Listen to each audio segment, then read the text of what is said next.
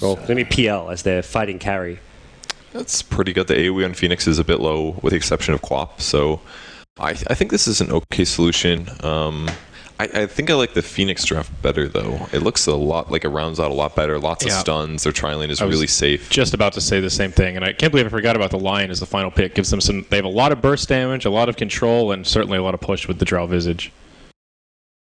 For me personally, I feel that if HOT6's lineup can get going early, like they can do something, for example, like snipe the courier mid, or the bounty hunter can just pressure the offlaner or do something like we saw Pylai Die do in the NA qualifiers, then I feel like that lineup, obviously it's a bounty hunter, it's a high risk, high reward hero. If you can get levels early and you can get 1 or 2 track kills, it can make the difference in the next fight, where you'll have usually at least one minor item over the other team. But I feel like if this lineup doesn't get going early, then I think they just get run over. Yep. Yeah. The first 6 to 8 minutes, to me, like, as you're saying, is going to be what decides almost the outcome for MVP HOT6. Whether they can find the early pressure from the bounty hunter, or if they just have a lost running around the map bounty hunter who maybe even gets caught out by a dust or a sentry and goes down.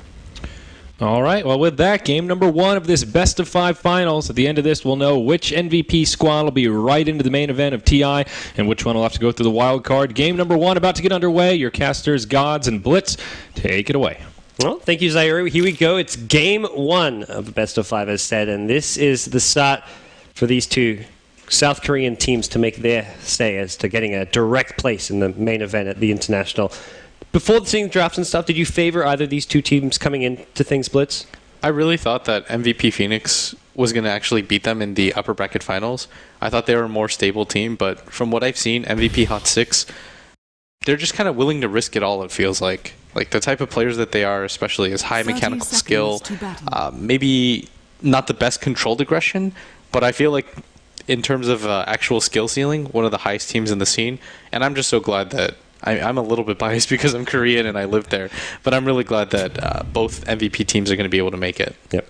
Well, great early vision from Jarek. Scouts out most of the Phoenix heroes here in the top side of the map, and will be a top bounty rune going the way for QO on the mid lane, and meanwhile on the bottom lane it will be the Lina, I imagine, picking it up for MP. So Lina versus Queen of Pain mid matchup, slightly Lina favored, or what should we be looking to see there? I think it's slightly Lina favored, but Queen of Pain, if this makes sense, Queen of Pain has better potential to kill Lina than Lina does to kill the Queen of Pain, because unless you really severely mess up as the Queen of Pain, you should always have the blink up. Yes, maybe you get zoned out by the Dragon Slave, but you shouldn't die. That's like the only thing that you really have to avoid in this lane. Do not die. And Jarex can gank you, but I think what they're actually hoping for is that Kyo decides to go for the dagger level 1, and actually, right, see, he actually just waited to skill. Yep. Smart. And this is where I saw the bounty hunter pick, I was like, sometimes you see it against like the Shadow Fiend type mids, the Lena's mid, because there's a lot more gank potential there, but Queen of Pain can always have blink up. Courier Snipe in mid lane. Oh dear, Jerax. Well, you talked about the Courier Snipe for HOT6, and they've got one. Kyo looking to punish. Blinks forward with the Shadow Strike, but there's another invis in 2 seconds for Jerax, and he'll be just fine. I feel like that's a tilt move by Kyo as well, going for that. Because the odds of you getting the kill are quite low, I feel. Yeah, the sentry ward's there, but I think Jarex has some idea of it. And the other thing, too, is that Kyo just wastes a lot of his mana and a lot of his time. And that's what we were talking about, right? Is that we discussed before this game, if he gets the courier snipe off, then I feel like it immediately pays off. Because this matchup is Lina favored as is. Yeah. The Queen of Pain just can't stand up to the amount of harass you're going to take from the Dragon Slave. Well, that's worrisome. Kyo did get his tangos out on the courier, but still going to be very tough for him, where he won't be able to bring out his bottle as early as he'd like to. And from there, Jarek's now rotating bottom lane. He's all over the place. It's going to be catching up March here, who has a surge available, but with the Bounty Hunter extra bit of damage here, March going to run south, and he's going to TP, but I don't think he will get a chance to use it. He's going to hold on to it and just accept his fate. He picks up the kill, as that's first blood as well. Yeah, and that's what we were talking about before the draft, is if Jarex is able to do what he's doing right now, is he's pressuring the enemy offlaner, which I really like the Bounty Hunter to do, right? We saw Pylai Die kind of have that rotation pattern where he would go to the mid lane, mess with him as much as he can, and then just go to your own offlane and kind of lull the Darkseer into a false sense of security and say, okay, he's probably not going to be able to do anything. They can't kill me if I just play safe, and then he comes in, gets a few extra XP, and then once he can get to like that level 2, level 3 range, I feel like he can start to pressure the other lanes. Shuriken's just such like does so much damage at early levels, even just with 1 or 2 points after the changes, so makes this roaming bounty hunter even more potent as run into Machu at the bottom lane. Not really a trade he can win against the Iron Shell, although he's going to keep on taking it. From the high ground comes Disruptor, glimpse back, and that surge is now over. March could be in some trouble. Jerax getting low himself. They're going to fight it out. Jerax not dead, and Disruptor from the high ground will be able to bring down March. That's a second kill on the offlane Darkness here. Great play from Jerax on the bounty hunter, as well as the Disruptor moving in as well. That was perfect timing by Heen, and the type of space game they played, Jerax just kept bringing March over and over, right? It kind of felt like he was playing a little bit too risky there, but if you actually think about it, he was just trying to drag March a little bit closer to the cliff so that Heen could keep getting those right clicks off on him, and that was just a wonderful outplay, and that sets your offlaner back so much. Obviously, if you're watching the game, you can tell 2 deaths on the offlaner isn't great, but that kind of stuff snowballs, and that's the offlane trap, I feel, where you see an opportunity to kill a support and you overcommit for it. I never think that's worth it. I think that you should play for the farm game. At worst, go to the jungle, because right now what you just did is you gave solo experience to both the bounty hunter and the disruptor, and you just gave gold to them without having to rotate the carry. Yep. Now Jerax at top. He has been everywhere on the map so far. So that's poking at KP. TP comes in from Disruptor. They want to go for kills. They drop the Tombstone as well. KP gets glimpsed back under the tower, under the Tombstone. That's 1 kill going the way of HOT6, and they want more. They want nuts, and it looks like they're going to get him. Sunbeam right clicking away, and Jerax gets himself another kill for his team. Oh boy. Things just falling apart here. Yeah, that's a 4-minute killing spree, and in this mid lane, QO does manage to blink away, and that's what I'm talking about, is that it's going to be really hard for MP to be able to kill him. But at this point, with how the lanes have gone, you don't need him to. And what I really like about HOT6's style right now is that they're actively pressuring a hero that they understand is really weak in the early game, and making it difficult for the Drow to get to that snowball start. And all the Undying has to do is survive and wait for Jerax to be able to come in and pressure him. Because if your hero only has like 560 HP, 1 decay, it doesn't really matter what level the bounty is. As long as he's level 2 with 1 level of the slow, you're never going to be able to fight into that. And while Kyo hasn't died, he's first been forced back to Fountain to heal up once. Then he went into the jungle. Now he's going to the Fountain for a second time in 5 minutes. And so much of that coming down to that courier snipe earlier on. Yeah, and you're just seeing the ripple effect that Jerax has had. The more important thing as well is that if you force the mid laner back, yes, Kyo doesn't die, but you notice that he immediately TPs to this mid lane, and he has to be the hero, I feel, to rotate to help the other lanes to make things okay. But if you waste a TP for mid to get back to farm when the lane is pressuring into your tower, then it makes it even more difficult. If Jerax decides to go top again, then there's going to be no QO there. Well, looking for a stun on QO, not going to land. It looked like HOT6 did see Phoenix plant the Observer on the high ground at mid lane, so they should be able to easily de-ward that, as they had their own Observer Ward for vision. And Jerax in the mid has a sentry available, will not use it for now. Looks like he has other ideas in mind. Maybe not spotting out the ward being planted. Yeah, and he's just continuing to be a nuisance, and now they find the ward, man. This is so huge right now, because with MVP style of play, I feel like this just snowballs them even harder. And I mean, look at the Lion right now. He hasn't rotated at all. He's level 2 right now, and Jerax, who's been all over the map, is almost level 4. This is an unfortunate position to be in. While the top kill score a bit misleading, as this is 4 unanswered kills. There were 2 neutral suicides, I believe, coming out from HOT6. Bottom lane 4 now. For the kill on Mad. Gets him just at the last right click before the next went through, and top lane, they're also getting aggressive. Keep going, KP. That's the second death for Dro Ranger. And Jerax will pay for this with his life. First kill. MVP Phoenix gets picked up, and the bounty hunter, who's been a big problem here, but that's also a hero you don't mind losing every now and then, giving you this huge lead advantage. 100% sure, because what you're trading right there, the bounty, prioritize farm over rotating on the map, and all you're doing is making your die even more effective. And the compare offlaners is just, you want to see what the other offlaner are doing, not so much how the enemy carry doing. But at this point, you kind of compare to the Drow just because of how many times Jerax has rotated in, and he's been right. Okay. As well. I mean, this is a bloodbath. I know this is just squishy, but that was like insta 350, 400 damage nuke. Shuriken decay, like he just kind of blew up. I didn't really expect that, and then at the same time, the Lion dies at bottom as well, and so you're just not seeing anything go right for MVP Phoenix right now. Completely snowballing here. Jerax, level 4.5, so no track online yet, which is the good news for Phoenix, but sorry, considering how much they've been giving up in the early game here.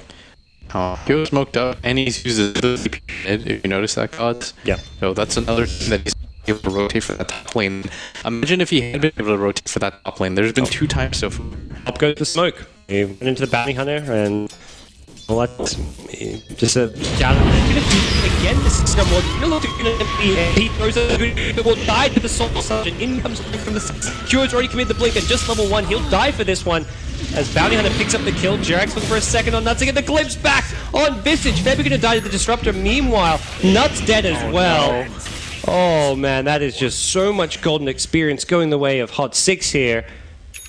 Just the Lina kill.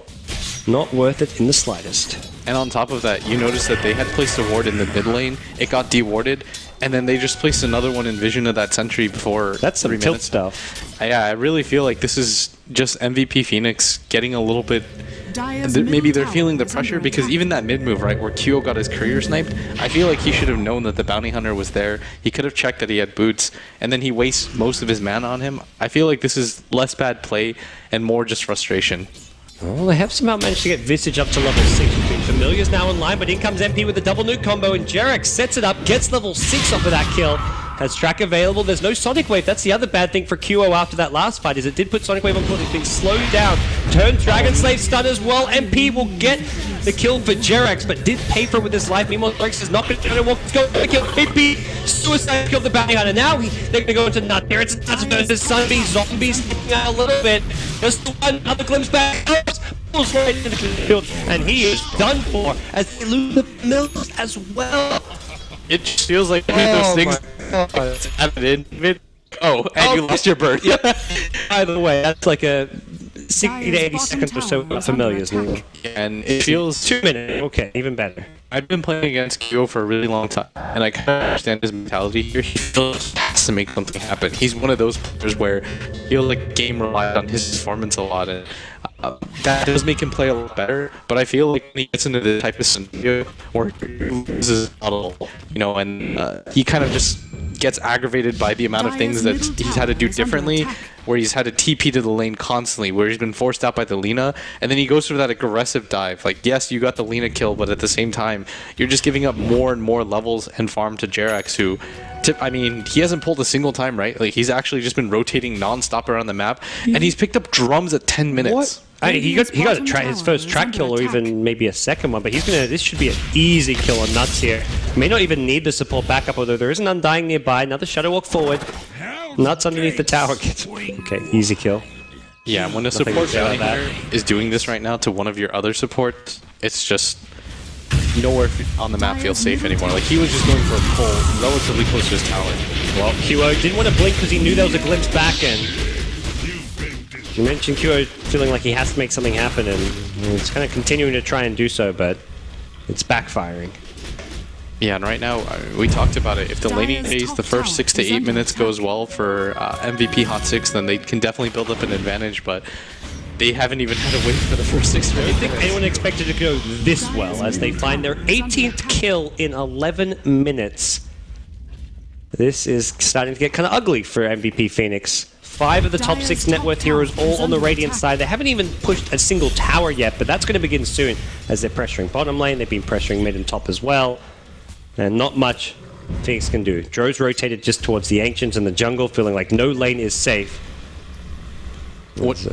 When you're in this position as well, where your Dro has to go to the jungle or the Ancients because she doesn't feel safe farming the top lane out, and March might even go down here again. Gets pulled back. Spike's coming into play on the outside as well. March looking to fight his way through this one. Iron Shell not up, and he's going to die to the PL, it looks like. PL gets low. Nuts with one more right click. The Soul Rip heals him up at the last second. Nuts is going to be a track kill for MVP HOT6. As Forab will make his way out of there as well. Queen of Pain gets the kill with the Sonic Wave, but may pay for this with her life. And a track kill on Queen of Pain for the PL. Even that is not really a good trade when there's track involved. Every single time that you're killing a support hero, most of the time you'll say, okay, it's only a level 4 or 5 Lion. What's the big deal? But, I mean, look at his net worth, 714. Yeah, that doesn't give you the most but every single track kill makes it kind of even. It's almost like you're killing a normal-sized hero. Yeah. And it turns into a core. That's 200 extra gold for Bounty Hunter, 50 for every ally nearby. This is problematic. we checked at 10 minutes, and I made sure to make a mental note of this. Jarex had drums and regular boots, and 2 minutes later, just 2 minutes later, he's fully completed his phase boots. On top of that, he's got 1k gold. Like, he could go any direction he wants at this point, and he would be okay with it. And I just feel like right now, MVP Phoenix have to stop the nosebleed. And I mean, at bottom, Febby goes down again. They can't really do anything about it, as they're just dying with impunity now, gods. This is getting ugly. Yeah, they're saying this is kind of unplayable, but if Sunbee's saying that, imagine what it's like for Phoenix right now. Alright, so can we talk to management? I think they're actually they're both in the same location, so neither team is gonna call shenanigans or anything like that.